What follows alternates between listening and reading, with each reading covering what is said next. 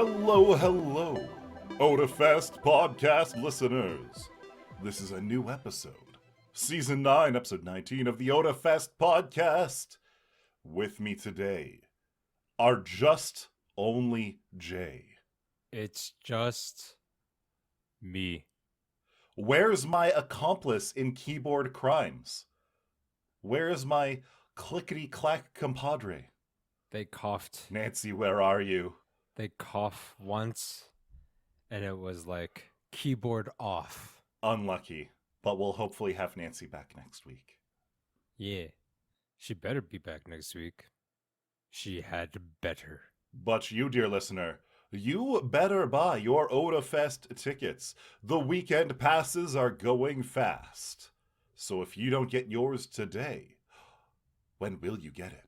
Why do tomorrow what you can do today? Get your tickets at otafest.com. So, Jay. So, Mr. Angelo. Oh. Every year or every couple of years, an event happens. An event happens in the fast food world. Some people travel the continent following the McRib. It's almost a rite of passage for every McDonald's enjoyer to, at one point or another, eat that highly processed, mildly rectangular, non-rib piece of meat. What is that? Is that real that people travel for this? Yes, at least it used to be. I don't know if it still is. I mean, I know there's hype around it because it is a limited time thing that McDonald's recycles. I don't know what the time periods are. I've heard all the legends of cheap pork prices and something like that influencing. I don't know if that's the truth. I don't really care, to be honest. I had one for the first time a couple of days ago because I was... What was I doing? I was like... It was late night. It was probably 1 a.m. Was gonna order off a food app because I was feeling munchy, and McDonald's was advertising the McRib, and I was like, sure, I'm always a sucker for something drenched in barbecue sauce, preferably meat. Fair, honestly. Anything slathered in barbecue sauce is pretty cool. Yeah. And so it arrived, and so I partaketh into my mouth, I suppose. It was okay. It was not nearly. It wasn't as controversially brain blasting as a Double Down was to me. Yeah, they're mid. I've never had a Double Down before, but the thing that I feel about the McRib, for myself, it was very much like you. I walked into a McDonald's one day, and this was about 10 years ago, and the McRib was being advertised, and I was like, I've never had one of those before, and they've been like a big thing since the 90s. I should try this. Mm-hmm. It felt like eating McDonald's in the 90s, is what it was. These days, you walk into McDonald's or just about any fast food burger place, you can get a loaded ass burger. You know what I mean? You can get one with 1 or 2 patties. They can be thick patties. You can have bacon on them. You can have cheese. You get lettuce. You get the tomato, onion, the sauce. You get lots of shit. Even on a top end McDonald's burger, sure. But then you get the McRib. It is literally just 2 very sad pieces of bread. It is the McRib patty itself. And then there's maybe a couple slices of pickles on it. And it's just... Onion. Onion, yeah. That is the other thing. Honestly, and a pulled pork sandwich is better. I was thankful for the acid. It's just... Yes, that's true. And considering where I live, which is right behind a pretty well recognized barbecue place, it is kind of sad. Yeah. The McRib. That's maybe it was special in the 90s.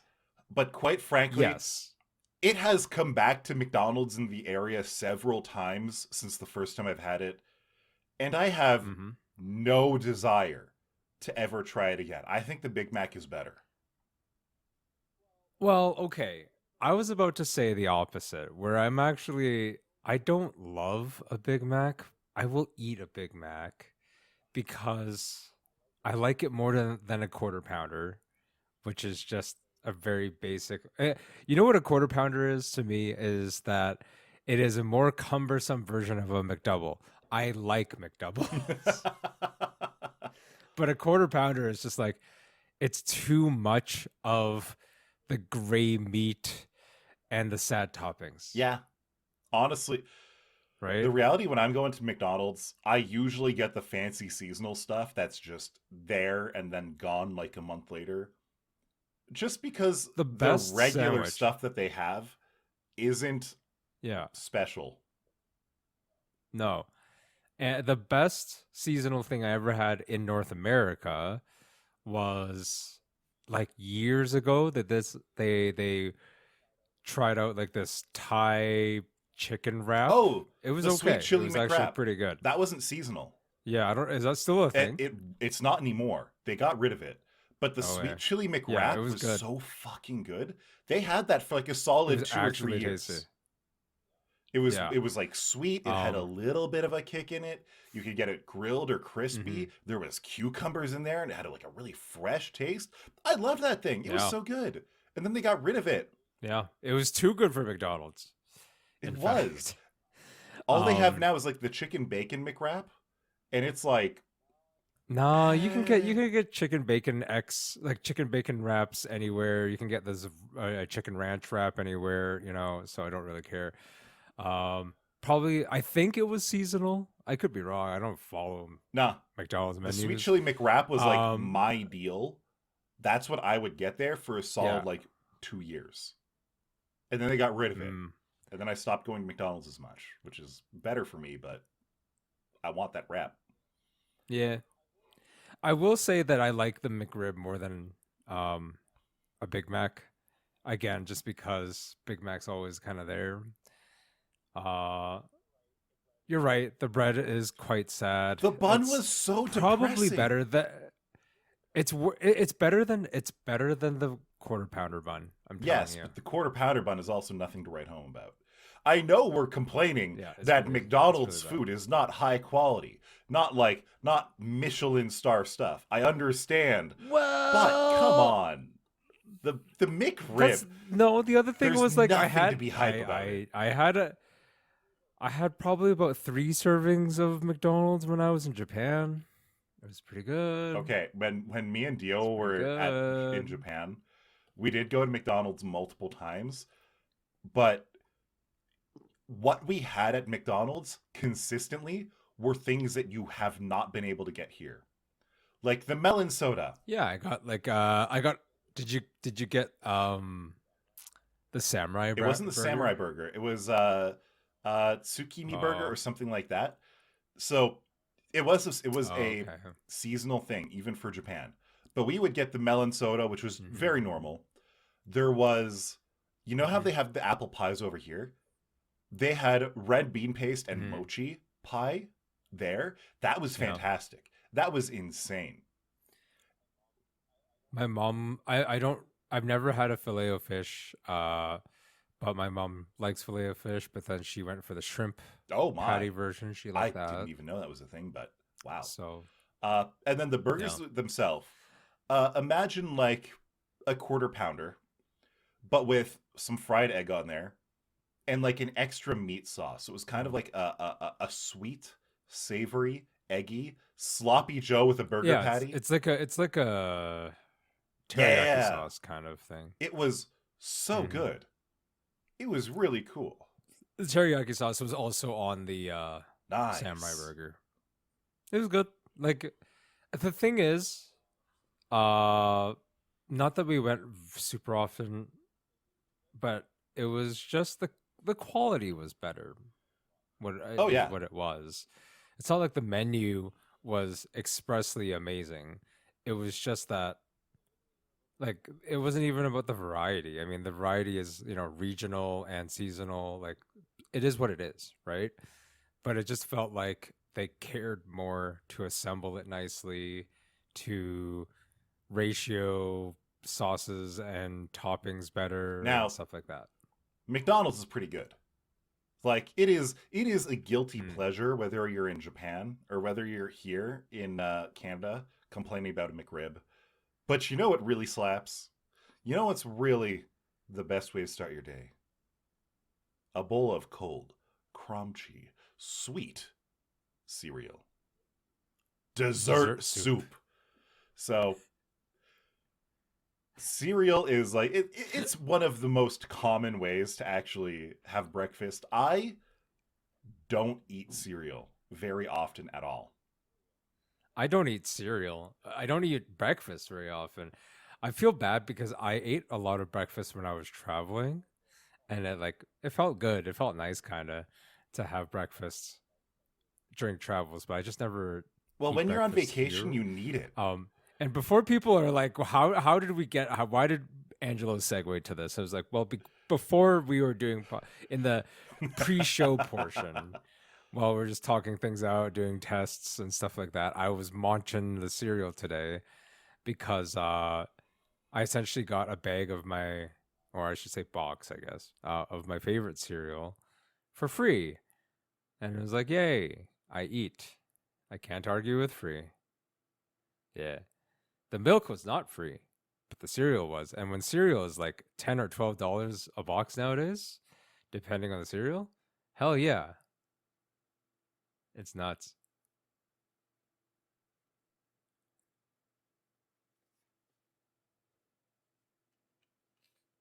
Nice. You can't argue with free.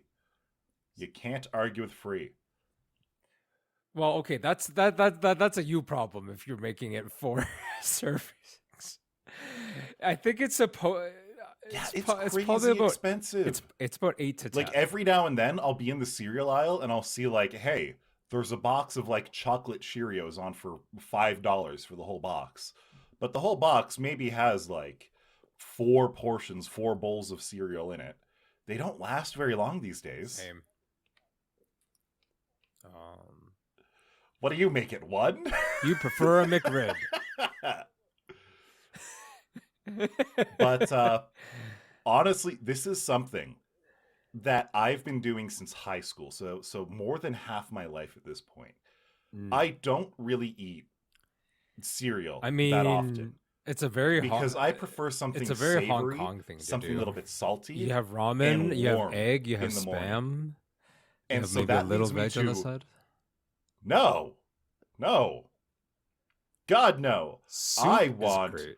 my daily I am a huge 2,000% proponent serving of of soup. sodium. So Pretty I go much for that any time instant of ramen day. in the morning. We have had a conversation about this. Instant Culturally, ramen is basically Asians cereal. like soup generally more than Westerners do. We have a soup for every occasion.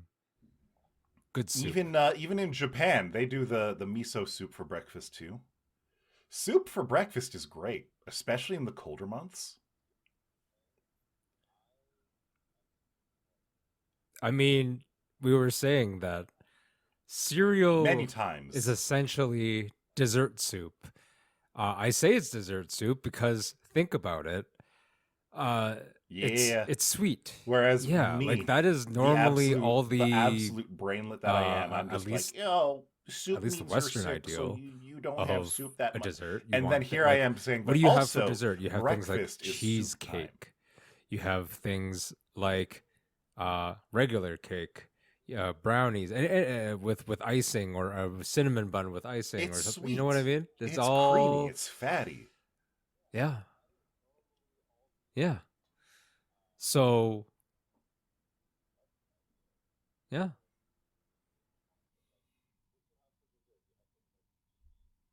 Not only, but cereal is not only just, it's not the end of a meal, it's also the meal. You have ice cream, which is really just milk that's frozen. Right there. Now that I really think about it, why do we just have cereal? Crunchy, sweet in the beginning toppings. Of the day. When kind of like cereal. General classification. Cereal is basically melted ice cream. At the end of the day.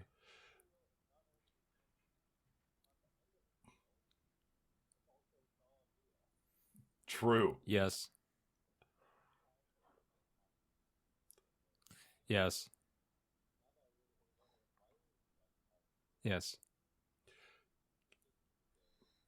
Yeah. Yep.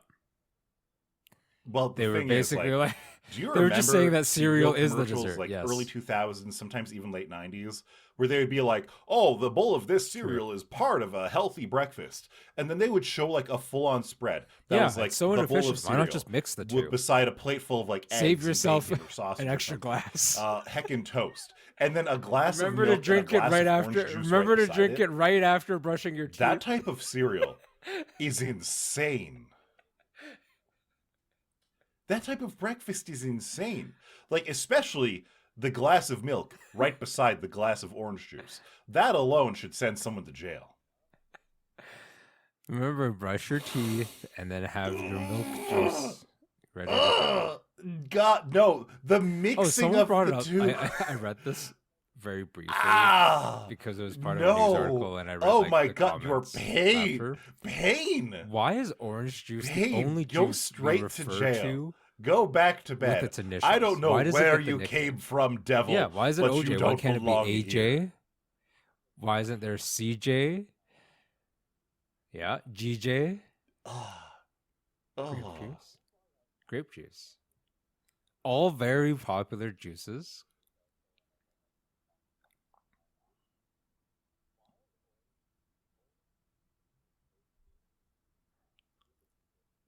OJ?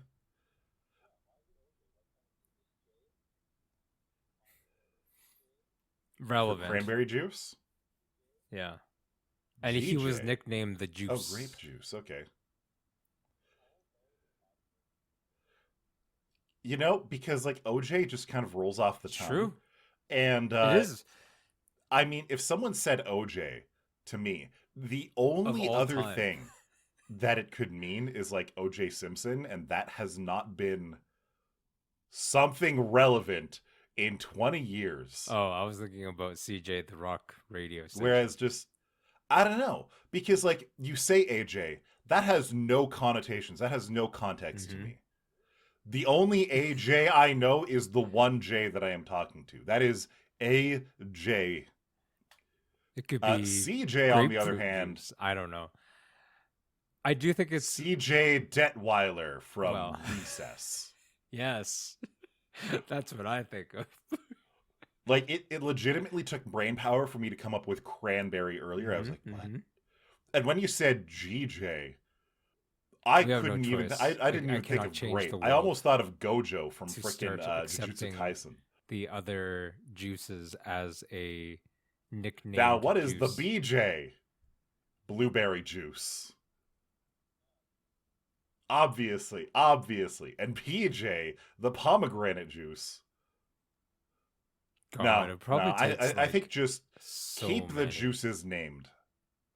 Yeah. True. No.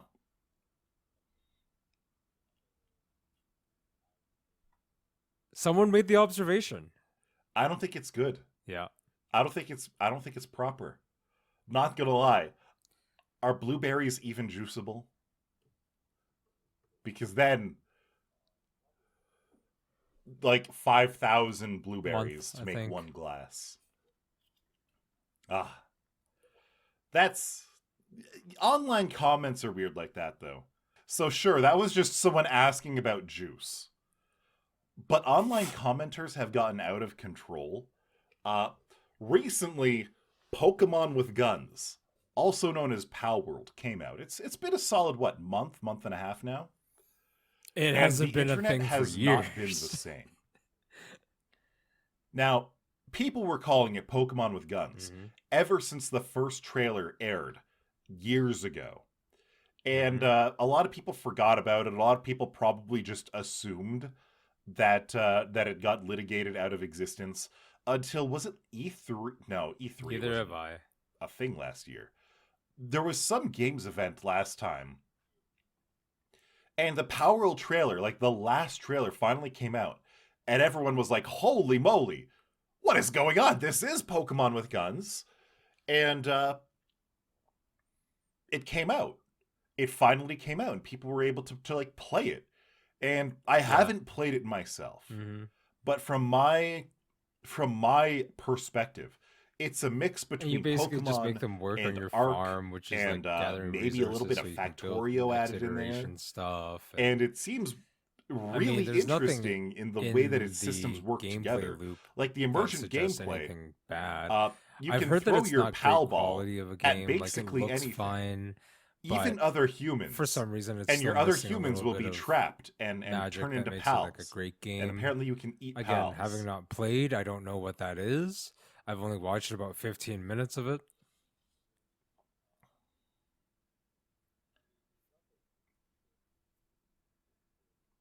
Yeah, but it's also released on PC. That makes it not really comparable. Like,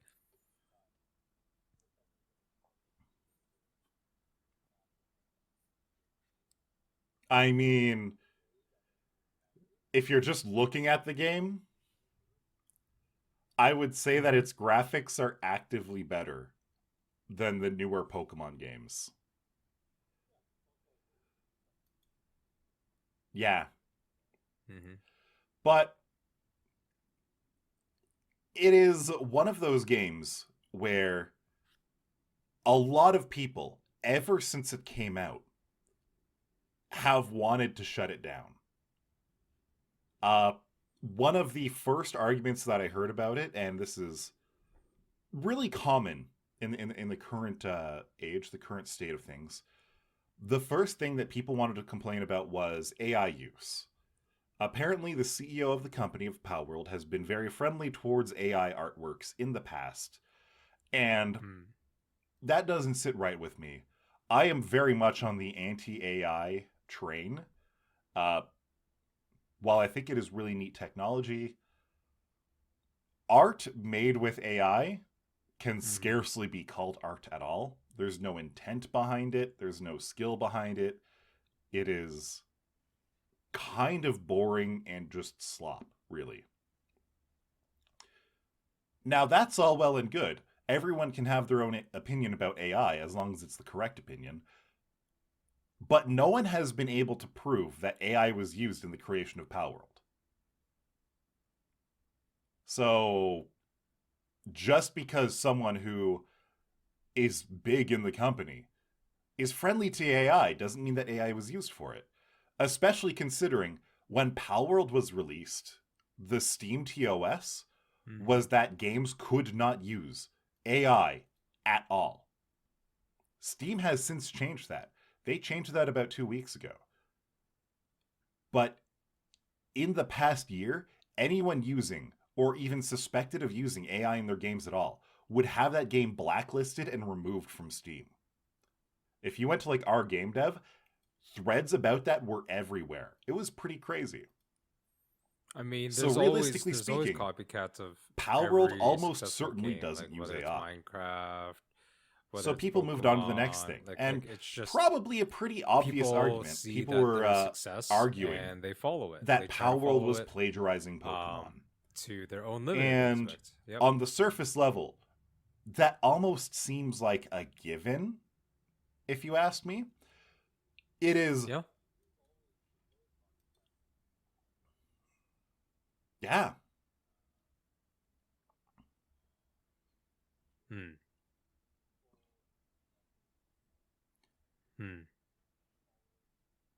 They try to iterate on it to the point where, did you know that Pokemon was basically a copycat of other games?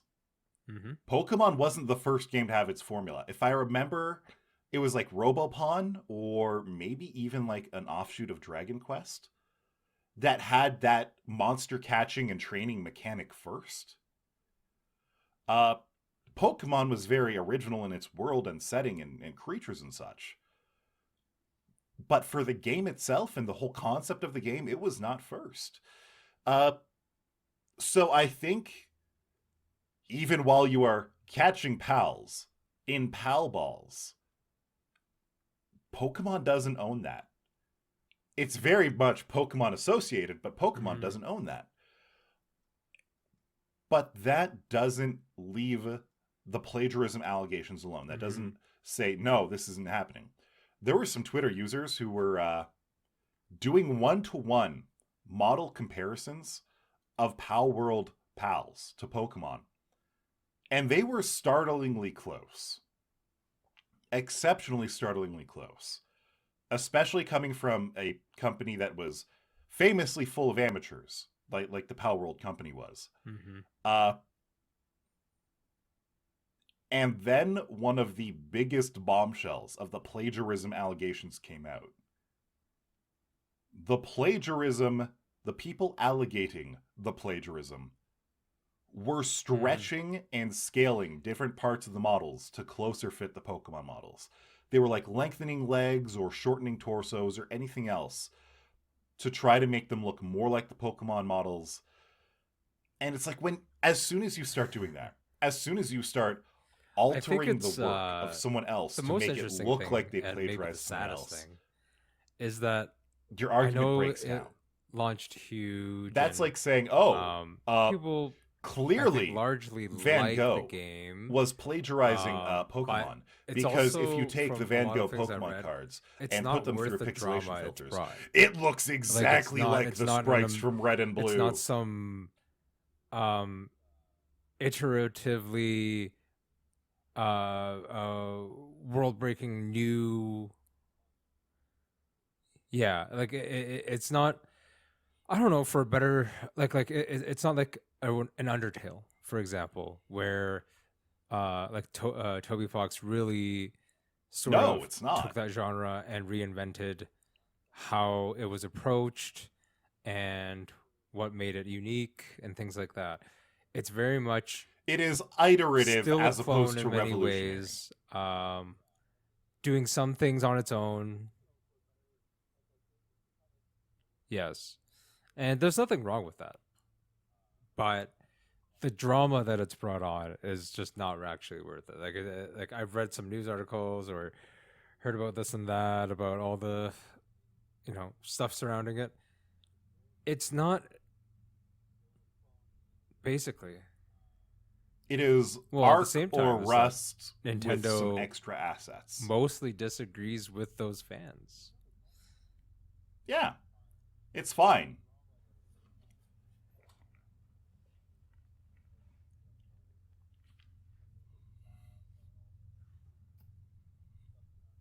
It's Nintendo fans and Pokemon fans overreacting because something dares encroach on their space.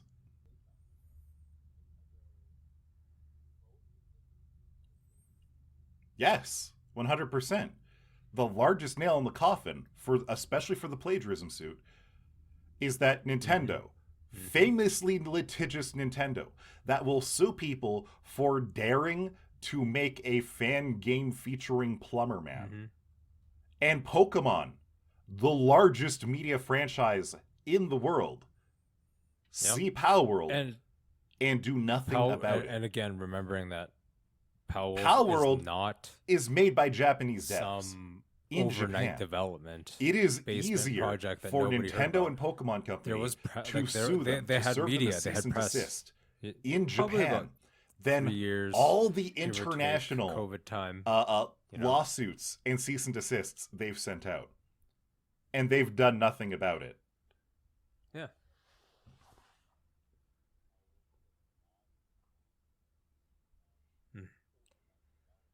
That being said, they couldn't really quash. Palworld has been known about for like 3-4 years. Makes money, generally speaking, because remember you can in copyright and it was law, about a year ago that the last trailer came out. Take all and people were Nintendo's still comparing it to Pokemon then. And privately and Pokemon work Company on a game, and Nintendo looked at it and but said, as long as you never distribute no, that's not Pokemon. Actually, they really can't come that after. That clearly isn't. So you can put out a lot of stuff.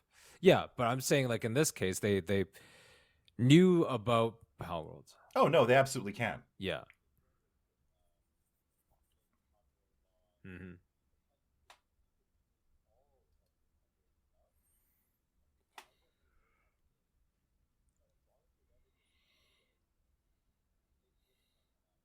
Well, they have to know what it is. They can't cease and desist what they don't know about. And that's the thing about Palworld. It has been so public for so long. And if you enjoy it, just enjoy it for what it is. If Nintendo over the last 3 years. I feel like if they haven't like I have no them. real desire to pick Nintendo it up yet, and Pokemon think but I probably that will in Palworld the does not future, infringe probably off of a on Steam Pokemon. sale and So just mess around with it for a few dozen Palworld hours is and then not put it away. that special, and it's not worth the drama it's creating. But it's apparently a fun game. Yeah. Yeah.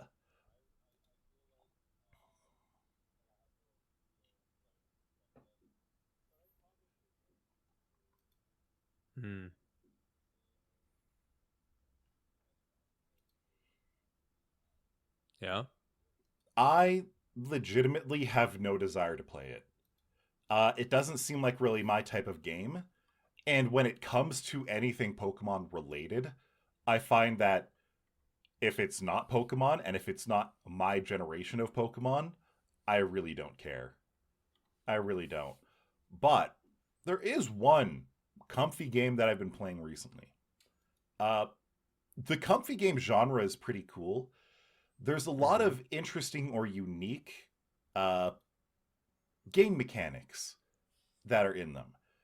And so one that holds a lot of people's time and brain space would be something like Stardew Valley.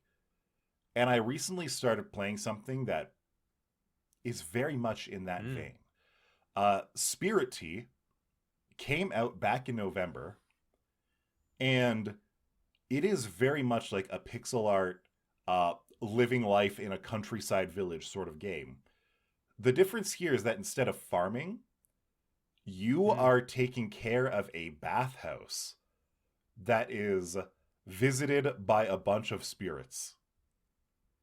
Imagine Spirited Away, but you are the main character, and you are running the bathhouse. It is you. It is your duty to bathe these spirits so that they stop causing a ruckus around town. And it's just fun. It's pretty good. There's a little bit of jankiness to it, but I love the art. I love the play style. It is very comfy and cozy until the bathing happens. Once you open up the bathhouse for the day, you are suddenly micromanaging every action because you have to go clean the towels. You have to go cut the wood to light the fires and warm the baths. You have to scrub down your guests so that they get clean and happy. You have to make sure that you don't put guests who hate each other beside each other. And even better, guests who do like each other, you do want to put beside each other so that they're happy. They're with their friends. Or not about it. I'm watching like the game trailer. So there's long bursts of like, oh, I'm just going around town, saying hello to friends and checking out what the people are doing and seeing what their problems are. Is that the art is followed generally by pretty good and fairly detailed in most places of tactical except bathing it seems action. For it's in great. The actual bathhouse. The bathhouse seems very plain on the interior, whereas I'm looking at some other areas that seem very well detailed. It's very strange. So it's not as cohesive as it could be, but overall, I can see how comfy it looks.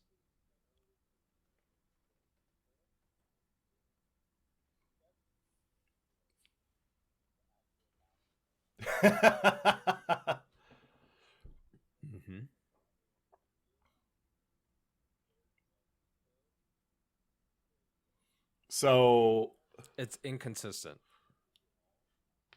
You know?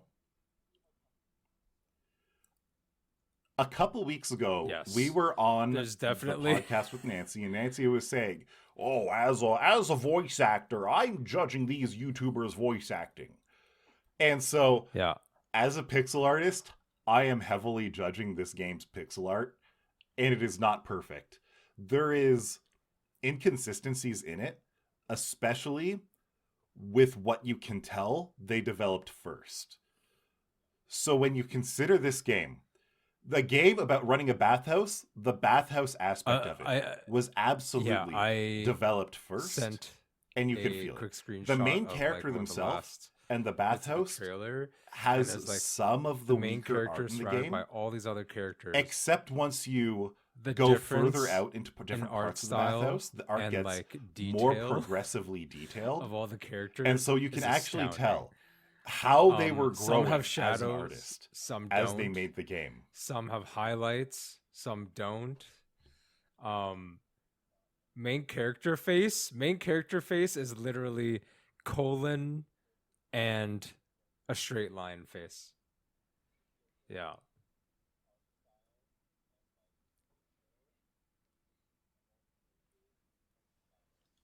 Yes. Most certainly.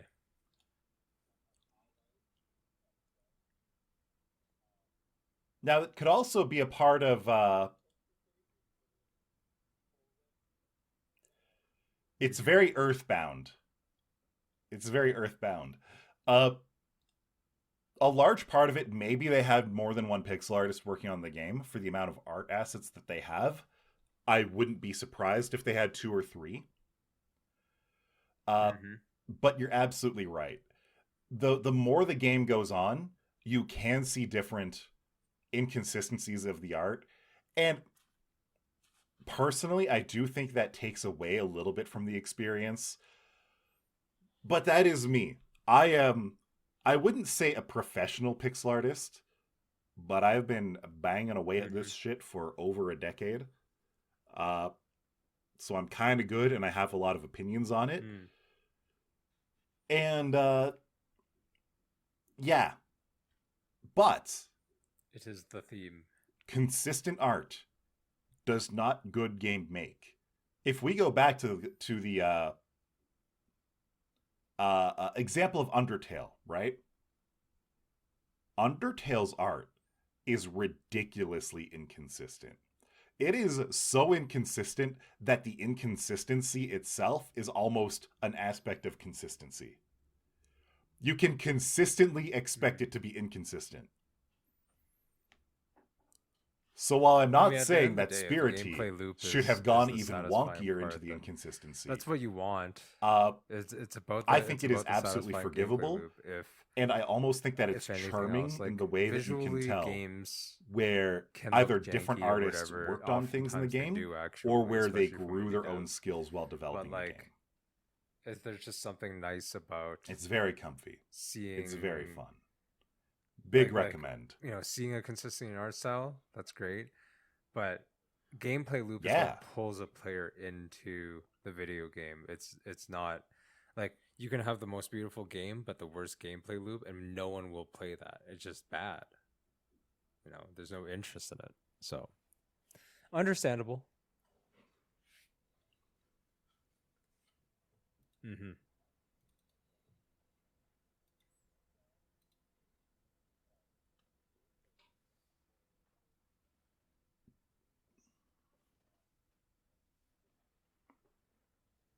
I'm glad you had a good time. I haven't really played many games in a while. Although I recently just got Lethal Company, I haven't started playing it yet, but I want to. And it's just really nice.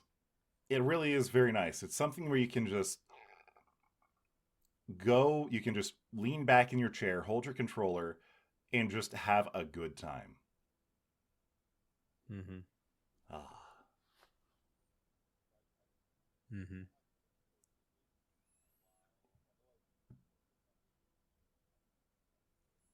Oh, nice.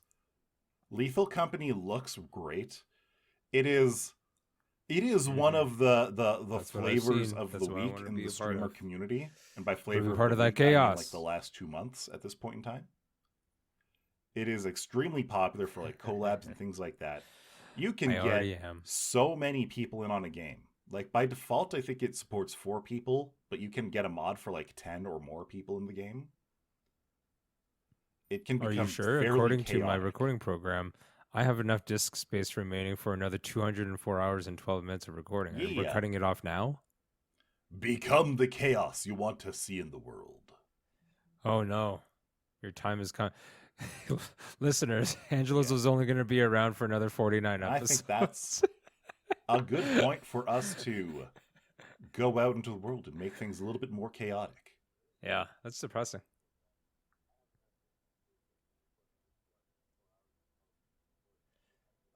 True. I But only at have least with enough the way hours we for do 49. seasons, I I only have think we 49 more hours with technically recording time. stretch you out to 2 seasons.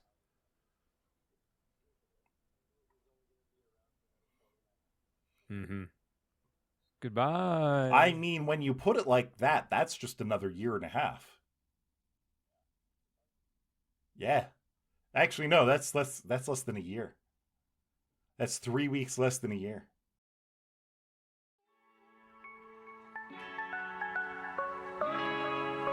My time is up, dear listener. I need to ration this. Farewell. Farewell.